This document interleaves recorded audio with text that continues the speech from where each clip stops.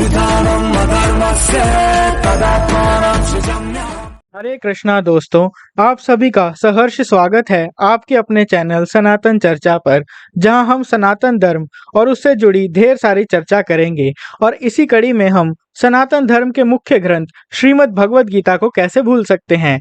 तो सबसे पहले इस चैनल पर हम श्रीमद् भगवद गीता के श्लोक पढ़ेंगे, उनका अर्थ जानेंगे और साथ ही साथ उनका तात्पर्य भी समझेंगे। हर वीडियो में मात्र 2 से 4 श्लोकों की चर्चा होगी। ये सीरीज उनके लिए बहुत महत्वपूर्ण है जो लोग भगवद गीता नहीं पढ़ पाते। तो ये एक छोटा सा प्रयास है आप सबके साथ मिलकर सामूहिक गीता पाठ का, जिसे आप सब मिलकर सफल बना सकते हैं। पर वो कैसे, ये जानेंगे इस वीडियो के एंड में। लेकिन अभी इस वीडियो में जानते हैं भगवद गीता के विषय में कुछ आवश्यक बातें। मान लीजिए आपके पास एक अंगूठी है सोने से बनी हुई, जिस पे एक छोटा सा हीरा लगा हुआ है। तो दोनों में से सबसे ज्यादा कीमती क्या हुआ, अंगूठी या हीरा? हीरा ना। उसी तरह महाभारत पंचम वेद एक स्वर्ण अंगूठी है और उस पर लगा सबसे कीमती हीरा है 18 अध्यायों का ये महान ग्रंथ भगवद गीता, जिसे स्वयं श्री भगवान ने कहा है। हमारे इतने सारे ग्रंथ, इतने सारे शास्त्र हैं, तो हम उनको कैसे पढ़े? हमारे पास तो समय ही नहीं है। तो श्रीपाद आदि शंकराचार्य जी कहते हैं, गीता सुगीता कर्तव्या किम अनय शास्त्र विस्तरे, यह स्वयं पद्मनाभस्य मुख पद्माद् विनिश्चितः। अर्थात हम यदि इतने सारे शास्त्रों में से केवल गीता का अध्ययन कर लें, जो कि स्वयं भगवान पद्मनाभ के मुखारविंद से निकली है, तो हमें किसी अन्य वैदिक साहित्य को पढ़ने की आवश्यकता नहीं पड़ेगी। लेकिन विडंबना ये है कि लोग भगवद गीता पर ये आरोप लगाते हैं कि गीता पढ़ने से या घर में रखने से घर में क्लेश होता है। लेकिन सच तो ये है कि गीता पढ़ने से आपके जीवन के सभी क्लेश नष्ट हो जाएंगे। अगर भरोसा ना हो तो आगे जो नाम मैं आपको बताऊंगा, उनकी सक्सेस स्टोरी के पीछे भगवद गीता का कितना बड़ा हाथ है, आप स्वयं चेक कर लीजिएगा।